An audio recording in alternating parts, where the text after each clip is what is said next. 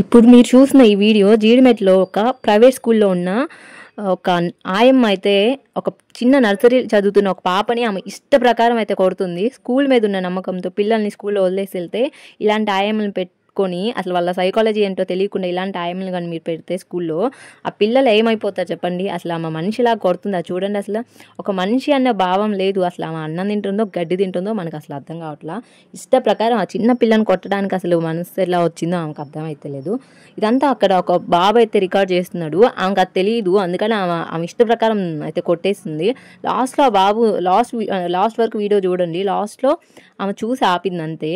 ఈ పాప అయితే ఇంటికెళ్ళి ఇదంతా అయిపోయిన తర్వాత ఇంటికి వెళ్ళిన తర్వాత పాపం అన్నము ఏం తినకుండా బాగా డల్గా ఉంటుంటే వాళ్ళ పేరెంట్స్ హాస్పిటల్కి తీసుకెళ్లారంట. అక్కడ డాక్టర్స్ చెక్ చేసిన తర్వాత చెప్పారంటే ఈ పాప మీద ఎవరో అటాక్ చేశారని చెప్పి. ఆ మనిషి అలాగా అయితే చేసింది. ఈ వీడియోని ఆధారంగా తీసుకుని ఆ పేరెంట్స్ అయితే కేసు అయితే నమోదు చేశారు పోలీస్ స్టేషన్లో. ఈ ఆయమ్మని ఏం చేయాలి మీరే చెప్పాలి. ఇంకా మెయిన్గా స్కూల్ సిబ్బంది ఏంటంటే టీచర్స్నే కాదు, ఆయమ్మల్ని తీసుకునేటప్పుడు కూడా వాళ్ళ సైకాలజీ ఏంటి అనేది చూసి తీసుకోవడం మంచిది. ఎందుకంటే చాలా చిన్న చిన్న పిల్లలు స్కూల్కి అయితే వస్తుంటారు. వాళ్ళకి తెలియదు ఎక్కడ ఎలా ఉండాలి, ఏం చేయాలని వాళ్ళకి తెలియదు. కాబట్టి వాళ్ళని మంచిగా చూసుకోవాల్సిన బాధ్యత స్కూల్ది, పేరెంట్స్ది ఉంటుంది.